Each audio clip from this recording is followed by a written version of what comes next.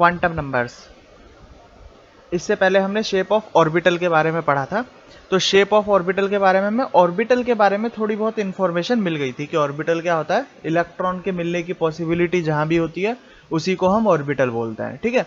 तो अब हम बात करते हैं क्वांटम नंबर्स की, कि क्वांटम नंबर्स क्या होता है।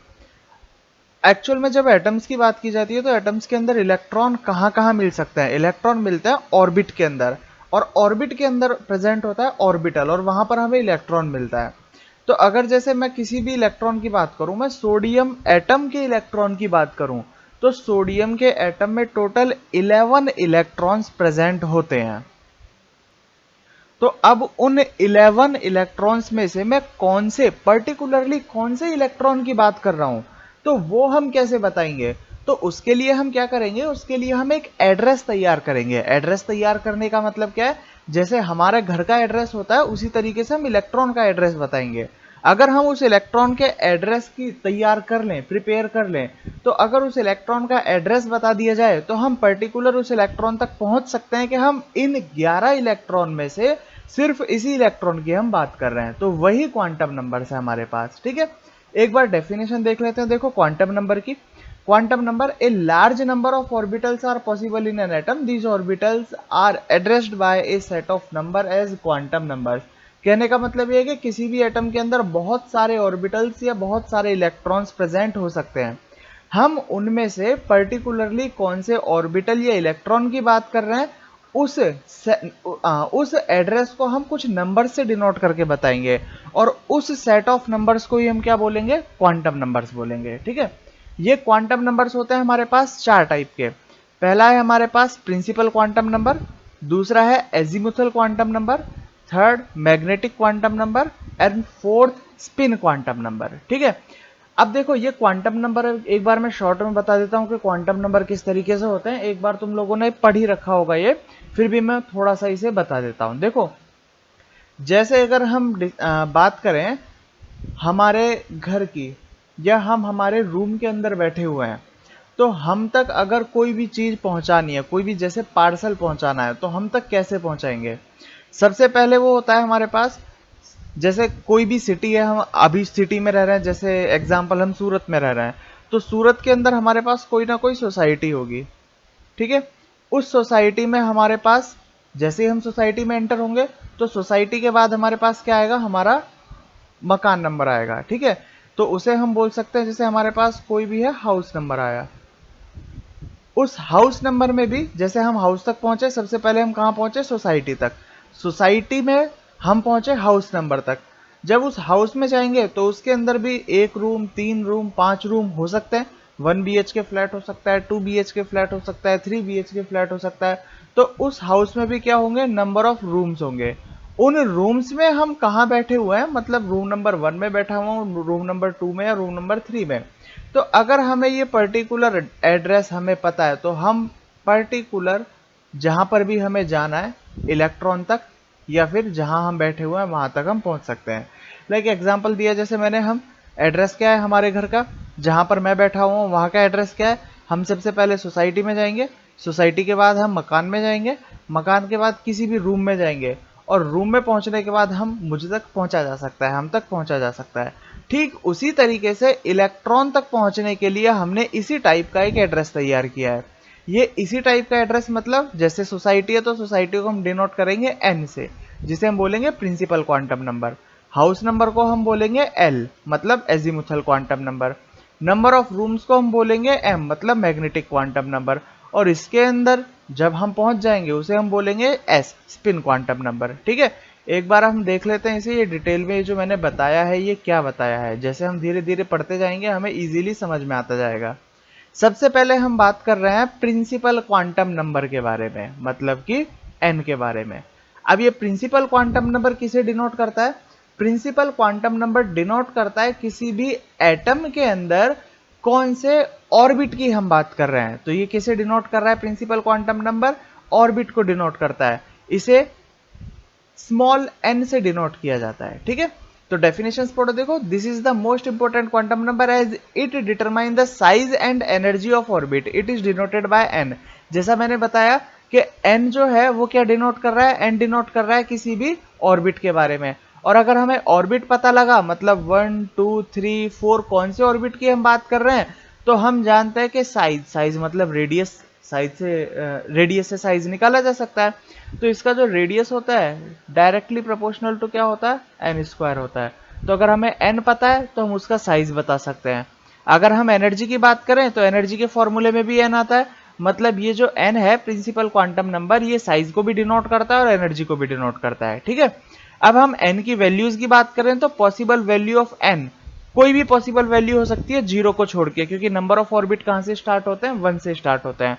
1 2 3 4 ये कहीं तक भी आगे तक इनफाइनाइट तक जा सकते हैं। ठीक है, maximum number of electron in shell, किसी भी शेल के अंदर या किसी भी ऑर्बिट के अंदर टोटल नंबर ऑफ इलेक्ट्रॉन कितने आ सकते हैं, वो उसका फॉर्मूला हमारे पास 2n² है। ठीक है, यहाँ पर देखो एग्जांपल दिया हुआ है, जैसे n की वैल्यू अगर हमें गिवन है 1, तो हम इसे कौन सा शेल बोलेंगे, इसे हम बोलेंगे k।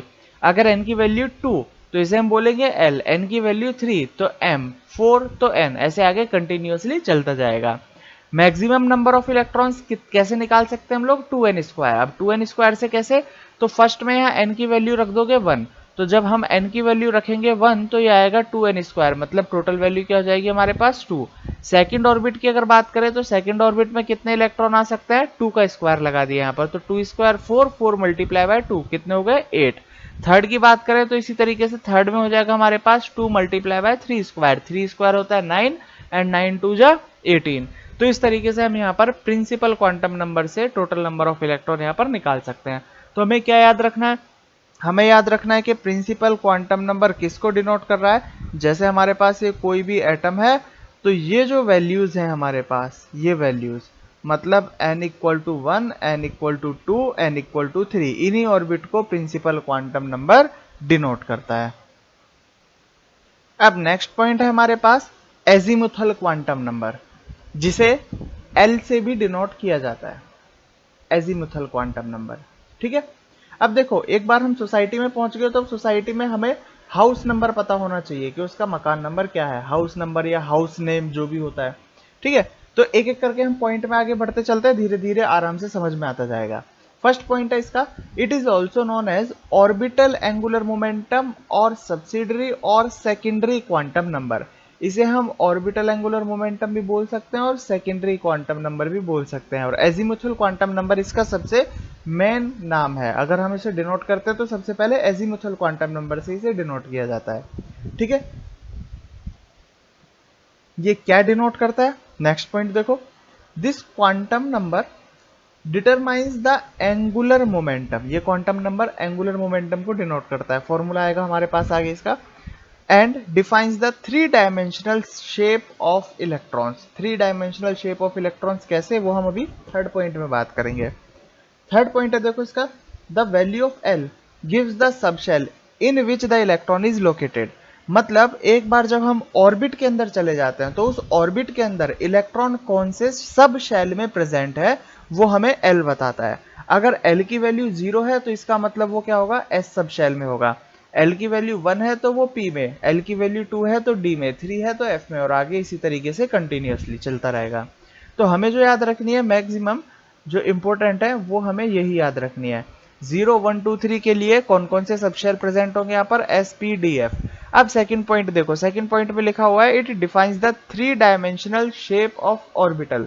मतलब 3 डायमेंशनल 3D के अंदर ऑर्बिट की शेप डिफाइन करता है। जैसे अगर हमें L की वैल्यू मिली है 0 तो ये डिफाइन करेगा कि इस सबशेल का साइज कैसा होगा, स्फेरिकल होगा, इसकी जो शेप होगी 3D के अंदर वो स्फेरिकल होगी, हमने पढ़ा हुआ है, क्योंकि L इक्वल टू 0 क्या होता है, S।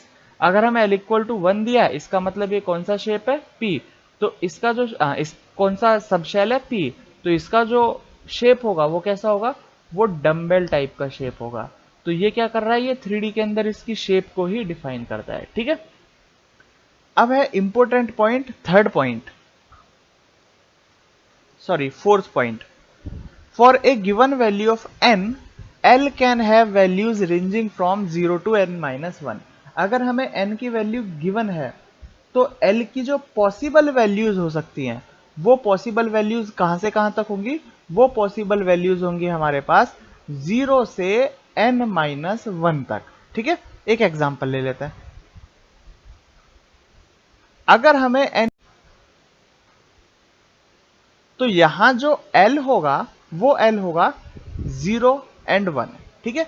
0 से स्टार्ट किया और n-1 मतलब 2-1 1 तक हम यहां पर गए, तो हमारे पास यहां से इस तरीके से L की वैल्यू मिल सकती है। नेक्स्ट पॉइंट है total number of value of L equal to n। Total number of value का मतलब क्या है कि यहां से हमें कितनी वैल्यू मिली L की, यहां से हमें दो वैल्यू मिली है 0 and 1, मतलब अगर इनको काउंट करेंगे तो काउंट करने पर वो n के बराबर आएगा, और L की अगर रेंज की बात करेंगे तो रेंज होगा 0 से और n-1 तक, ठीक है। ऑर्बिटल्स के नाम जैसे मैंने बताया यहाँ पर SPDF जो इंपॉर्टेंट है, वो SPDF नाम क्यों रखे गए हैं तो वो लिखा हुआ है, देखो यहाँ पर S जो लिया गया है वो लिया गया है इलेक्ट्रोस्कोपिक से, P लिया गया है प्रिंसिपल से, D लिया गया है डिफ्यूज से और F लिया गया है फंडामेंटल से। ये इनकी फुल फॉर्म है। इनके जो फर्स्ट लेटर लिए गए हैं उन फर्स्ट लेटर से ही इनके ऑर्बिटल्स के नाम रखे गए हैं। अब जैसा हमने सेकंड पॉइंट में ही पढ़ लिया था कि quantum number orbital angular momentum को डिफाइन करता है, तो एंगुलर मोमेंटम क्या होता है, इसका फॉर्मूला है √L+1 h/2π। तो यहाँ पर L डिफाइन कर रहा है, L क्या है यहाँ पर एजीमुथल क्वांटम नंबर है, ठीक है। अब अगर हमें n की गिवन वैल्यूज हैं तो L कौन कौन से पॉसिबल है और क्या क्या इंफॉर्मेशन मिल सकती है वो हम इस टेबल से देख सकते हैं। इस टेबल पर ध्यान देना, जैसे अगर हमें वैल्यू गिवन है n की, n = 1, ठीक है, तो L क्या पॉसिबल होगा, L ओनली 0, क्योंकि पॉसिबल वैल्यू क्या है 0 से n-1 तक ना, तो 0 से n-1 तक क्या हुआ n ओनली। अब n है हमारे पास 1 और 0 है, तो 0 से कौन सा सबशेल बनता है, ऊपर टेबल में बताया हुआ है 0 से बनता है हमारे पास s, तो ये कौन सा सबशेल होगा, ये 1s सबशेल होगा, ठीक है। अगर हम n की बात करें n = 2, तो n = 2 के लिए L की पॉसिबल वैल्यू 0 and 1, ठीक है। अब 0 का मतलब तो हुआ s और 1 का मतलब हुआ p, इसका मतलब यहाँ पर कौन कौन से दो टाइप के ऑर्बिट बन सकते हैं, 2s and 2p। तो देखो अगर n की वैल्यू 2 है तो L की वैल्यू 2 के लिए 0 and 1 दोनों डिफाइन की गई है फॉर n = 2, इसके लिए 2s और 2p, ठीक है। अगर हम बात करें 3 के लिए तो n = 3, तो n = 3 के लिए वैल्यू कहां से कहां तक पॉसिबल होगी, 0, 1 and 2 तक। तो n = 3 के लिए तीन वैल्यूज यहाँ पर देखो दी गई हैं 0, 1 and 2, तो 0, 1 and 2 के लिए हमने यहाँ पर ऑर्बिट लगा दिए 3s, 3p and 3d। n = 4 के लिए अगर हम बात करें तो n = 4 के लिए जो L की वैल्यू होगी वो होगी 0, 1, 2 and 3, तो L = 4 के लिए 0, 1, 2 and 3, तो ऑर्बिट कहां से कहां तक हो गए हमारे पास, S से और F तक, 4s, 4p, 4d and 4f, ठीक है। कभी कभी क्वेश्चन पूछ लिया जाता है कि सेकंड ऑर्बिट में टोटल 2 ही सबशेल क्यों होते हैं, या फर्स्ट ऑर्बिट में टोटल एक ही सबशेल क्यों होता है, तो इसका रीजन अब हमें समझ में आ गया होगा, क्योंकि अगर फर्स्ट ऑर्बिट की बात कर रहे हैं मतलब n = 1 की बात कर रहे हैं, तो यहाँ पर L = क्या हो सकता है, ओनली 0, तो यहाँ पर ओनली 1s ही पॉसिबल हो सकता है। 1p की बात करें तो 1p पॉसिबल यहाँ पर नहीं होगा, ठीक है, क्योंकि p के लिए चाहिए वैल्यू 1 और वो n = 1 में मिल नहीं सकती। n = 2 की बात करें तो n = 2 मतलब L = 0 and 1, तो यहाँ पर only 2s and 2p possible है, 2d यहाँ पर पॉसिबल नहीं हो सकता, क्यों, क्योंकि यहाँ पर L की वैल्यू 2 तक नहीं जा रही है, ठीक है। तो इस तरीके से क्वेश्चन यहाँ पर भी पूछे जा सकते हैं। तो आई होप ये L समझ में आ गया होगा। अब हम चलते हैं हमारे पास third quantum number magnetic quantum number की तरफ। नेक्स्ट है मैग्नेटिक क्वांटम नंबर। एक बार हम ऑर्बिट के अंदर चले गए, ऑर्बिट के अंदर हम सबशेल में चले गए। अब सबशेल के बाद नंबर आता है ऑर्बिटल का, ठीक है। तो वो ऑर्बिटल के बारे में जो इंफॉर्मेशन देता है वो देता है हमें ये मैग्नेटिक क्वांटम नंबर। देखते हैं आगे। देखिए फर्स्ट पॉइंट है हमारे पास, it gives information about special orientation of orbitals with respect to coordinate axis. These different orientations are called orbitals. जैसे कोई भी हमारे पास सबशेल है, वो सबशेल किस ओरिएंटेशन में फैला हुआ है उसी को हम क्या बोलते हैं, ऑर्बिटल्स बोलते हैं। लाइक एग्जांपल, जैसे अगर मैं P के बारे में बात कर रहा हूं तो P के बारे में हम शेप पढ़ चुके हैं, 3 टाइप के होते हैं, PX, PY और PZ। तो ये जो P है, ये P तो है सबशेल, ठीक है। अब ये किस ओरिएंटेशन में फैला हुआ है, मतलब ये x एक्सिस पर है, ये y एक्सिस पर है, या ये z एक्सिस पर है, ठीक है। ये हमें क्या बताएगा, ये हमें बताएगा ऑर्बिटल के बारे में, ठीक है। तो ये px, py और pz क्या है हमारे पास, ये ऑर्बिटल है। तो मैग्नेटिक क्वांटम नंबर क्या डिफाइन करता है? मैग्नेटिक क्वांटम नंबर डिफाइन करता है कि जिस सबशेल के बारे में हम बात कर रहे हैं वो 3D के अंदर कहाँ फैला हुआ है। ठीक है, नेक्स्ट पॉइंट है हमारे पास the possible value of m। यहाँ पर देखो ml से भी डिनोट कर सकते हो, हम m से भी डिनोट कर सकते हैं मैग्नेटिक क्वांटम नंबर को। इसकी जो रेंज होती है वो रेंज है -L two plus L, -L से प्लस एल तक, थ्रू जीरो, जीरो भी इसके अंदर इंक्लूड होगा। एग्जाम्पल ले लेते हैं एक, जैसे देखो अगर हमें l की वैल्यू गिवन है, l इक्वल टू अगर हमें 2 गिवन है, l इक्वल टू 2 का मतलब क्या हुआ, कौन सा सबशेल हुआ, ये डी सबशेल की बात कर रहे हैं। तो यहाँ पर m की जो वैल्यू होंगी वो होगी -2 से +2 तक, मतलब -2, -1, 0 एंड +1 एंड +2, ये सारी वैल्यूज यहाँ पर इंक्लूडेड होंगी। तो यही लिखा हुआ है -L से +L तक। अच्छा, टोटल वैल्यूज अगर काउंट करें तो टोटल वैल्यूज है यहाँ पर 5, -2 से इनको काउंट करो, -2, -1, 0, +1, +2, टोटल वैल्यूज है यहाँ पर ये 5। तो टोटल वैल्यू ऑफ m क्या हो जाएगी हमारे पास 2l + 1, 2l + 1, यहाँ काउंट करके देखो ये क्या है, 2l + 1 बनता है, बिल्कुल बनता है। l की वैल्यू रख के देखो यहाँ पर 2, तो ये 5 वैल्यू हमारे पास आ जाएगी। ठीक है, एग्जाम्पल देखो, जैसे एग्जाम्पल मैंने समझाया उसी तरीके से एग्जाम्पल है यहाँ पर फॉर l इक्वल टू 0, मतलब s सबशेल की बात कर रहे हैं। तो m कहाँ से कहाँ तक लाई करेगा, ओनली -L से +L, मतलब 0 पर ही रहेगा। तो इसका मतलब इसके पास एक ऑर्बिटल है, 0 मतलब टोटल वैल्यू कितनी आई, 1, तो जितनी टोटल वैल्यू होंगी उसके पास उतने ही ऑर्बिटल वहां पर अवेलेबल होंगे। l इक्वल टू 1 की अगर बात करें तो p सबशेल होगा, इसके पास टोटल वैल्यूज कितनी है, -1, 0, +1, मतलब टोटल 3 वैल्यूज आई। तो इसका मतलब कितने ऑर्बिटल होंगे इसके पास, 3, जो कि हम बात कर चुके हैं, px, py और pz। एक एग्जांपल और दिया मैंने, जैसे l इक्वल टू 2, 2 का मतलब टोटल वैल्यूज कितने हैं यहाँ पर 5 वैल्यूज आई, इसका मतलब इसके अंदर टोटल कितने ऑर्बिटल होंगे, इसके अंदर टोटल 5 ऑर्बिटल होंगे। ठीक है, मतलब d के अंदर टोटल कितने होते हैं, 5 ऑर्बिटल। पढ़ चुके हैं हम लोग कौन कौन से होते हैं, dxy, dyz, dzx, dx² y² and dz², ये 5 टाइप के होते हैं। उसी तरीके से f के अंदर कितने इलेक्ट्रॉन होते हैं, 7। हर एक ऑर्बिट में सिर्फ 2 ही इलेक्ट्रॉन फिल किए जा सकते हैं मैक्सिमम। टोटल कितने इलेक्ट्रॉन फिल कर सकते हैं हम यहाँ पर, सिर्फ 2। ठीक है, तो अगर हम यहाँ से देखें तो s ऑर्बिटल में कितने इलेक्ट्रॉन है, सॉरी s ऑर्बिटल में टोटल कितना ओरिएंटेशन है, 1, तो मतलब इसमें ओनली 2 इलेक्ट्रॉन फिल किए जा सकते हैं। नंबर ऑफ इलेक्ट्रॉन की अगर हम बात करें, अगर p की बात करें तो p में टोटल कितना पार्ट है, देखो p में तो टोटल कितने इलेक्ट्रॉन फिल किए जा सकते हैं, इसमें टोटल कर सकते हैं हम लोग 6 इलेक्ट्रॉन फिल। ठीक है, s के अंदर 2, हाँ यहाँ लिख लेते हैं, s के अंदर टोटल 2 इलेक्ट्रॉन आ सकते हैं, p के अंदर 6 इलेक्ट्रॉन आ सकते हैं। d में टोटल 5 ऑर्बिटल हैं तो 10 इलेक्ट्रॉन आ सकते हैं। f में टोटल 7 ऑर्बिटल हैं तो 14 इलेक्ट्रॉन आ सकते हैं, क्योंकि एक ऑर्बिटल में 2 इलेक्ट्रॉन यहाँ पर आ सकते हैं। ठीक है, तो ये हुआ हमारे पास magnetic quantum number. Next one is spin quantum number. Spin quantum number को s से भी डिनोट किया जाता है। ठीक है, देखो स्पिन क्वांटम नंबर क्या होता है, जैसे अगर हम इलेक्ट्रॉन के बारे में बात कर रहे हैं तो इलेक्ट्रॉन न्यूक्लियस के चारों तरफ अपने ऑर्बिट में प्रेजेंट रह के न्यूक्लियस के चारों तरफ चक्कर लगाता है। ठीक है, लेकिन वो अपने खुद के एक्सिस के चारों तरफ भी वो रोटेट करता है। जैसे अर्थ है, अर्थ सन के चारों तरफ भी चक्कर लगाती है और अपने एक्सिस के अराउंड भी वो रोटेट करती है। उसी तरीके से बिल्कुल इलेक्ट्रॉन होता है, इलेक्ट्रॉन न्यूक्लियस के चारों तरफ भी चक्कर लगाता है और अपने एक्सिस के अराउंड भी वो रोटेट करता है। अब ये रोटेशन या तो क्लॉकवाइज हो सकता है या एंटी क्लॉकवाइज हो सकता है। तो इस क्लॉकवाइज और एंटी क्लॉकवाइज रोटेशन को ही हम स्पिन क्वांटम नंबर से डिनोट करते हैं और उसकी वैल्यू को क्या डिनोट किया गया है, उसकी वैल्यू को +½ या -½ से डिनोट किया गया है। हम यहाँ पर बोल नहीं सकते कि +½ वाला क्लॉकवाइज है या एंटी क्लॉकवाइज है, ऐसा कोई डेफिनेशन यहाँ पर नहीं है। हाँ, हम ऐसा बोल सकते हैं कि अगर क्लॉकवाइज वाला +½ है तो -½ एंटी क्लॉकवाइज वाला होगा, अगर +½ एंटी क्लॉकवाइज वाला है तो -½ क्लॉकवाइज वाला होगा। ठीक है, तो ये स्पिन क्वांटम नंबर है। अब अगर हम बात कर रहे हैं कि इलेक्ट्रॉन अपने एक्सिस के अराउंड भी रिवॉल्व करता है, रोटेट करता है, तो इसका मतलब ये हुआ कि वो कुछ ना कुछ मैग्नेटिक फील्ड भी वहां से प्रोड्यूस करेगा।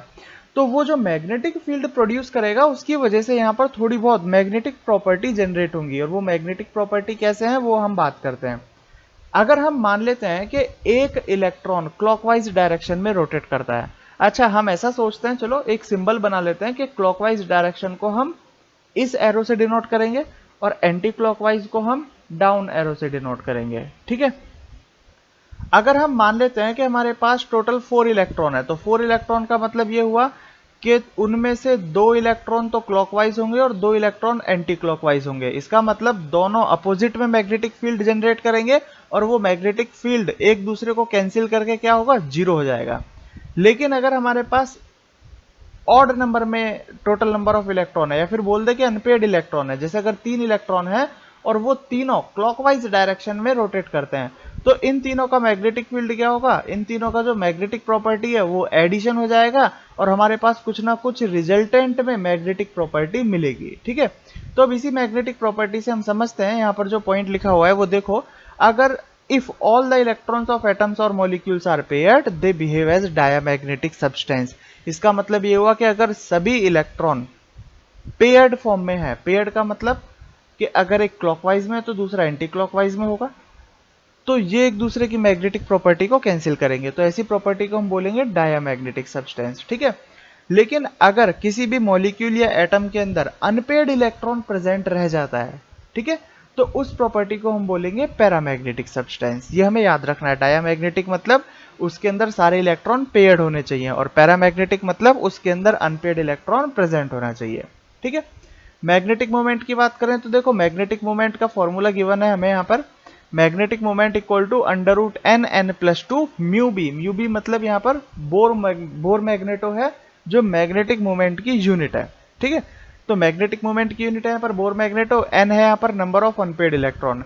एग्जांपल ले लेते हैं, मान लो अगर हमारे पास किसी भी एटम के अंदर 2 अनपेयर्ड इलेक्ट्रॉन है, मतलब n इक्वल टू 2 है, तो उसका जो म्यू बी होगा, बोर मैग्नेटो होगा, वो कितना होगा, 2 × 2+2।